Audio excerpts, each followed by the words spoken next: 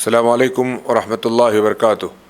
بسم اللہ والصلاۃ والسلام علی رسول اللہ نبینا محمد وعلی آلہ وصحبہ ومن والہ۔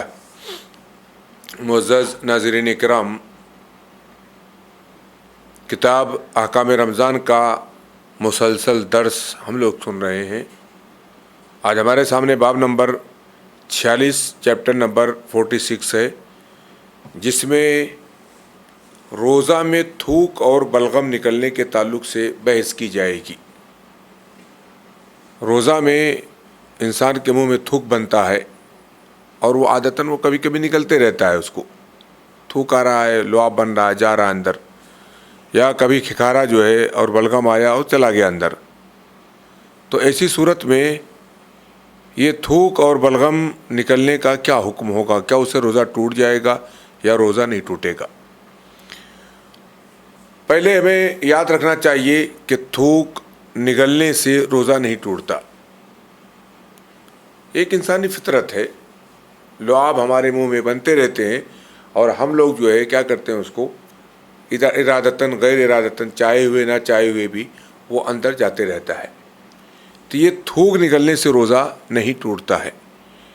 تھوک نکلنے سے روزہ نہیں ٹوٹتا، نہ ہی اس میں کوئی نقص پیدا ہوتا ہے، روزے میں کوئی نقص بھی پیدا نہیں ہوتا ہے، اس لیے کہ قرآن و سنت میں اسے روزہ توڑنے والی چیزوں میں شمار نہیں کیا گیا ہے۔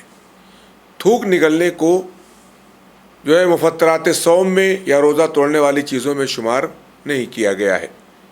قتادہ رحمۃ اللہ علیہ فرماتے ہیں، اگر روزہ دار اپنا تھوک نگل جائے تو کوئی حرج نہیں۔ بخاری کی روایت ہے، مصنف عبدالرزاق کی روایت ہے۔ شیخ علامہ ابن باز رحمۃ اللہ علیہ فرماتے ہیں، روزہ دار کے تھوک نگلنے سے اسے کوئی نقصان نہیں ہوتا، یعنی اس کا روزہ نہیں ٹوٹتا، اس کے روزے پر کوئی فرق نہیں پڑتا۔ شیخ ابن عثیمین رحمۃ اللہ علیہ فرماتے ہیں، اگر روزہ دار تھوک نگل جائے تو اس سے روزہ نہیں ٹوٹتا، تو اس سے روزہ نہیں ٹوٹتا۔ اگلا سوال ہے ہمارا، یا اگلا مسئلہ ہے، کیا بلغم نگلنے سے، بلغم کو حلق کے اندر اتار لینے سے روزہ ٹوٹ جاتا ہے؟ یہ ہمارا اگلا سوال ہے۔ بلغم کے بارے میں شیخ ابن باز رحمۃ اللہ علیہ فرماتے ہیں، روزہ دار کے لیے تھوک نگلنے میں کوئی حرج نہیں ہے، کوئی مشقت نہیں ہے، تھوک نگلنے سے اس کے روزے پر کوئی فرق نہیں پڑتا ہے۔ یہ حکم عام لعاب کے لیے ہے، عام تھوک کے لیے جو ہمارے منہ میں بنتا ہے۔ البتہ جو بلغم سینے یا سر میں ہوتا ہے، آدمی کھکار رہا ہے، پھیپھڑے سے بلغم باہر آیا، منہ کے اندر آ گیا اس کے، پھر اس کو نگل رہا ہے جو اس کے معدے میں جا رہا ہے، یا یہ کہ نزلے کی کنڈیشن ہے اور سر سے کیا ہے بلغم اتر رہا ہے اس کے حلق سے کہ منہ سے اس کے منہ میں آ رہا ہے، تو اس کو اگر نکل رہا ہے تو کہتے ہیں کہ البتہ جو بلغم سینے سے نکلے یا سر میں ہو تو اور وہ منہ میں آ جائے تو اسے نہیں نکلنا چاہیے۔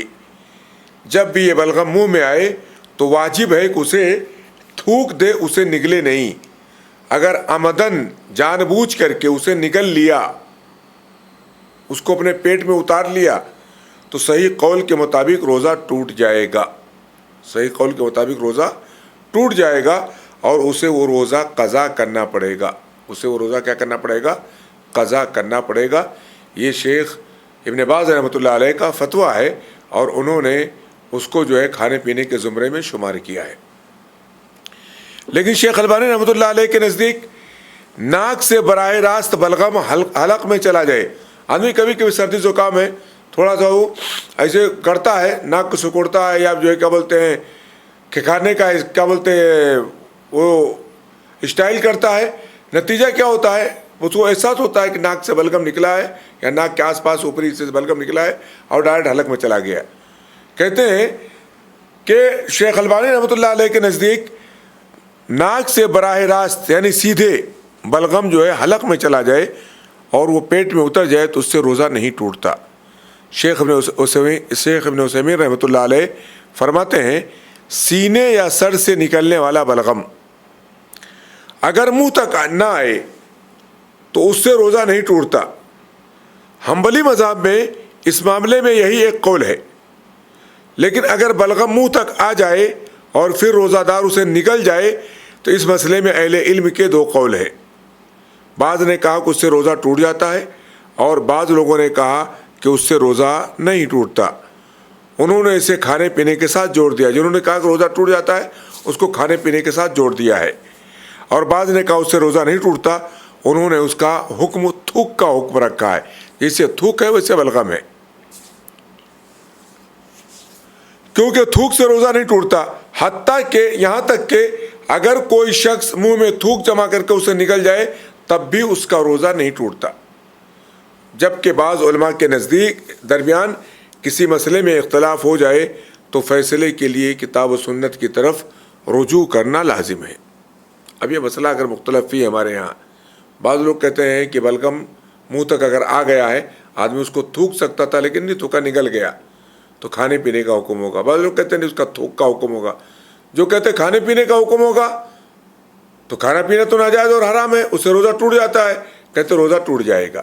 جو لوگ کہتے ہیں اس کا تھوک کا حکم ہوگا تو تھوک نکلنے سے روزہ نہیں ٹوٹتا ہے, متفق علیہ مسئلہ ہے, تو ایسی صورت میں اس کا روزہ نہیں ٹوٹے گا. اب ہم دیکھتے ہیں کتاب و سنت کی طرف, اور اگر ہمیں اس معاملے میں شک ہو کہ عبادت فاسد ہوتی ہے یا فاسد نہیں ہوتی ہے تو اصل یہ ہے کہ عبادت فاسد نہیں ہوتی ہے. اس بنا پر بلغم نکلنے سے روزہ فاسد نہیں ہوگا. بلغم کا حکم تھوک ہی کا حکم ہوگا. اگر آمدن بھی اس نے نگل لیا ہے تو روزہ کیا ہوگا, فاسد نہیں ہوگا. خلاصہ کلام یہ کہ تھوک نگلنے سے روزہ نہیں ٹوٹتا. البتہ بلغم کے بارے میں اختلاف ہے. احتیاط کا تقاضا یہی ہے کہ بلغم تھوک دیا جائے, خصوصاً جب وہ زیادہ مقدار میں ہو اور آدمی کے لیے اس کے تھوکنے میں کوئی حرج بھی نہ ہو. لیکن جہاں تک روزہ ٹوٹنے کا معاملہ ہے تو راجح یہی لگتا ہے کہ بلغم نکلنے سے بھی روزہ نہیں ٹوٹتا, اس لیے کہ اس سے روزہ ٹوٹنے کی کوئی صریح دلیل کتاب و سنت میں موجود نہیں ہے. بلغم کے نکل جانے سے روزہ ٹوٹ جائے گا, اس کی کوئی صریح دلیل کتاب و سنت میں موجود نہیں ہے. اور جب تک کتاب و سنت میں کوئی صریح دلیل موجود نہ ہو, محض قیاس کی بنیاد پر, کھانے پینے کے قیاس کی بنیاد پر بلغم کو اس کے حکم میں رکھنا کیا درست نہیں ہے. جس سے ہمیں معلوم ہوا کہ تھوک اور بلغم نکلنے سے روزہ ٹوٹتا نہیں ہے, لیکن بلغم کے معاملے میں ہمیں احتیاط کرنا ضروری ہے. اگر وہ منہ میں آ گیا ہے تو اس کا تھوک دینا ضروری ہے, خاص طور پر اگر زیادہ مقدار میں آیا ہے تو اس کا تھوک دینا ضروری ہے. لیکن اگر کوئی نکل گیا تو اس سے روزہ فاسد نہیں ہوگا. اگلا مسئلہ ہے, اگر غیر ارادی طور پر مکھی یا مچھر چلا جائے حلق کے اندر یا نیچے اتر جائے. کبھی کبھی ہوتا ہے آدمی منہ پھیلایا ہوا ہے, مچھر گھس گیا, مکھی گھس گئی اور اندر چلی گئی. اگر روزے دار کے روزے کی حالت میں ایسا ہو جائے تو کیا کرنا پڑے گا. یہاں ایک ضمنی سوال یہ بھی ہے کہ اگر روزے دار کے حلق میں مچھر یا مکھی چلا جائے تو اس کا کیا حکم ہے. ڈاکٹر فضل الرحمان مدنی رحمۃ اللہ علیہ فرماتے ہیں, اگر مکھی یا مچھر غیر ارادی طور پر حلق میں چلا جائے تو اس سے بھی روزہ فاسد نہیں ہوتا, اس سے بھی روزہ فاسد نہیں ہوتا. کیوں؟ لا یکلف اللہ نفسا الا وسعها, اللہ کسی بھی نفس کو مکلف نہیں بناتا مگر اسی چیز کا جو اس کے بس میں ہو, جس کی وہ طاقت رکھتا ہو. یہاں پر وہ ہمارا ارادہ نہیں تھا, ہمارا مقصد نہیں تھا کہ مکھی ہمارے منہ کے اندر گھس جائے, اور اس کے گھسنے سے فائدہ بھی کیا ہوگا, ہم کو کون سا فائدہ ہوگا سوائے تشویش کے.